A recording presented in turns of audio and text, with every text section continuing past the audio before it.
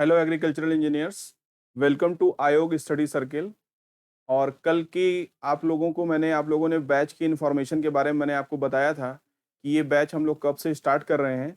और करीब 125 से 130 लड़कों ने इस बैच की इन्फॉर्मेशन को कलेक्ट किया है और 40 से 50 लड़कों ने इन्फॉर्म भी किया है कि वो लोग 21 से 25 तारीख के बीच में यहाँ पर रिपोर्ट करेंगे। और एक क्यूरी जो सबकी कॉमन आ रही है कि यहाँ पर 5000 ऑब्जेक्टिव क्वेश्चन को जो बैच चलाया जाएगा, इस बैच में हम लोग और क्या-क्या चीज़ें पढ़ाएँगे। तो आपको मैं ये बता दूँ कि यहाँ पर हम लोग ऑब्जेक्टिव क्वेश्चन केवल इस तरीके से नहीं पढ़ाएँगे कि ऑब्जेक्टिव क्वेश्चन हमने आपको बताया और उसका ये आंसर है, ये आपको बता दिया। ठीक है? हम सबसे पहले टॉपिक वाइज़ स्टडी कंप्लीट करेंगे। तो आपको मैं यहाँ पर एक छोटा-सा टाइटल लेकर बता दे रहा हूँ कि what we give you in whole batch. सबसे पहले यहाँ पर टॉपिक वाइज़ स्टडी होगी।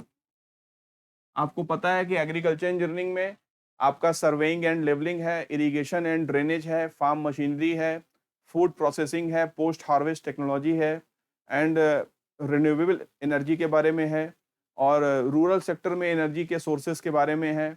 और आपका एक आपका आजकल नया एरिया ऐड हुआ है जीआईएस एंड रिमोट सेंसिंग के बारे में है। तो एग्रीकल्चर इंजीनियरिंग में आपके पास टॉपिक वाइज स्टडी होगी। टॉपिक वाइज स्टडी में हम लोग पहले किसी भी टॉपिक के बारे में पूरी चीज पढ़ेंगे, जैसे मान लीजिए सर्वेइंग एंड लेवलिंग।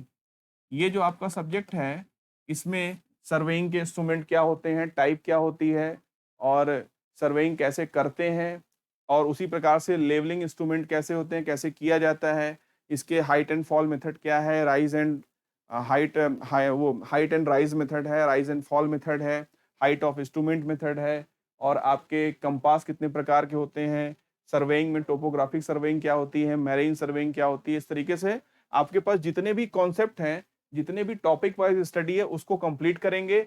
फिर हम लोग टॉपिक वाइज स्टडी के बाद सेकंड नंबर पे उस टॉपिक को कंप्लीट करने के बाद, उस टॉपिक को कंप्लीट करते समय और उसको बाद भी उसका वन लाइनर नोट करेंगे। वन लाइनर नोट करेंगे कहाँ पर? क्लास में। One liner in the class. Class के अंदर ही हमारा वन लाइनर इसमें नोट कर लिया जाएगा। और उसके बाद उस टॉपिक का हम लोग क्या सॉल्व करेंगे? ऑब्जेक्टिव। और इस तरीके से आपका कोई भी टॉपिक कंप्लीट होगा। एक टॉपिक मान लीजिए सर्वेइंग लेवलिंग स्टार्ट हो रहा है, तो सर्वेइंग लेवलिंग को पढ़ते जाएंगे हम लोग, इसके कॉन्सेप्ट को, साथ में उसके वन लाइनर नोट करते जाएंगे और उसके बाद सर्वेइंग लेवलिंग के सारे ऑब्जेक्टिव क्वेश्चन करेंगे, तब जाके ये कंप्लीट माना जाएगा। और इस प्रकार से 5000 ऑब्जेक्टिव क्वेश्चन आपके कंप्लीट कराए जाएंगे। कोई अपने दिमाग में इस बात के बारे में जरा भी भ्रम नहीं रखेगा कि यहाँ पर केवल ऑब्जेक्टिव क्वेश्चन बता के उसका सही ऑप्शन बता के मामला खत्म कर दिया जाएगा, ऐसा नहीं है। आपको सर्वेइंग लेवलिंग का, जैसे आपका एक सब्जेक्ट मैंने बताया, टॉपिक वाइज स्टडी, और उसका स्टडी करने के बाद उसके कॉन्सेप्ट्स बताने के बाद वन लाइनर नोट्स उसकी दी जाएगी और फिर ऑब्जेक्टिव क्वेश्चन यहाँ पर सॉल्व कराया जाएगा, ताकि जब आप यहाँ से पढ़ के जाएं तो एग्जामिनेशन के पहले आप रिवाइज भी बहुत अच्छे से कर पाएं वन लाइनर के थ्रू और ऑब्जेक्टिव क्वेश्चंस की जो यहाँ पर कलेक्शन आपको दिया जाएगा उसके थ्रू। तो ये आपका हो गया पूरा, इसमें आपका ब्रीफ हो गया, जिसको जो हम लोग यहाँ पर प्रोवाइड इसमें करेंगे। और जब आपका पूरा सिलेबस खत्म हो जाएगा, तो जो फुल सिलेबस टेस्ट हैं, जो फुल सिलेबस के जो टेस्ट हैं, वो आपके यहाँ पर कराना हम लोग स्टार्ट कर देंगे। तो जो फुल सिलेबस के वाले टेस्ट हैं, वो हम लोग क्लासरूम में यहाँ पर कराएंगे। और उस क्लासरूम में आपको जो फुल सिलेबस टेस्ट हैं, वो कम से कम आपको यहाँ पर 25 से 30 फुल सिलेबस टेस्ट भी साथ में कराए जाएंगे। तो आपके पास जब आप टोटल ऑब्जेक्टिव क्वेश्चंस इसके काउंट करेंगे, तो 5000 भी कम पड़ जाएंगे। हो सकता है कि 7,500 से 8,000 क्वेश्चन तक हम लोग यहाँ पर पहुंच जाएं। और मुझे नहीं लगता कि इस ब्रांच में इससे ज़्यादा आपको कुछ भी पढ़ने की ज़रूरत कभी भी पड़ेगी। और एक बार यहाँ से पढ़ने के बाद होल द लाइफ आपके पास एक अच्छी मेमोरी रहेगी और एक अच्छा collection of the concept and the questions रहेगा, जो आप कभी भी किसी भी एग्जाम के पहले रिपीट करके जाकर दे सकते हैं।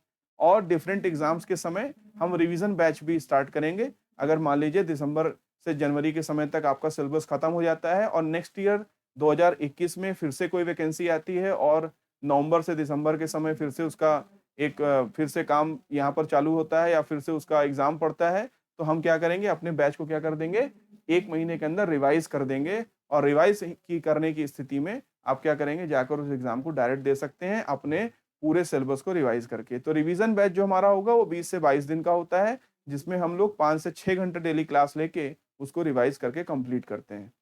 तो ये इन्फॉर्मेशन कई बच्चों के लिए ज़रूरी थी, क्योंकि ये फ़ोन पर मेरे पास कई लोगों की ये क्वेरी आ रही थी। तो उम्मीद करता हूँ कि आपको ये इन्फॉर्मेशन के बाद कोई भी कन्फ्यूज़न नहीं रहा होगा। टीचर्स की लिस्ट हमारे पास काफ़ी अच्छी है, बच्चों के कमेंट्स भी आए हैं। तो आप लोग 21 से 25 सितंबर के बीच में यहाँ पर रिपोर्ट कर दीजिए, ताकि जो बैच हम नेक्स्ट मंथ से स्टार्ट करेंगे, उस बैच में जितने लोगों का हमको यहाँ से स्टार्टिंग करनी है, उनका नाम और हमको ये क्लियर हो सके कि उतने बच्चे यहाँ पर पहुँच रहे हैं। तो उम्मीद करता हूँ कि आप लोगों को सारा कन्फ्यूज़न दूर हो चुका होगा, और इसी उम्मीद के साथ कि आप लोग यहाँ पर आएँगे, इस story and glory branch of agriculture engineering को पढ़ने के लिए। Very, very thank you for watching this video. Okay.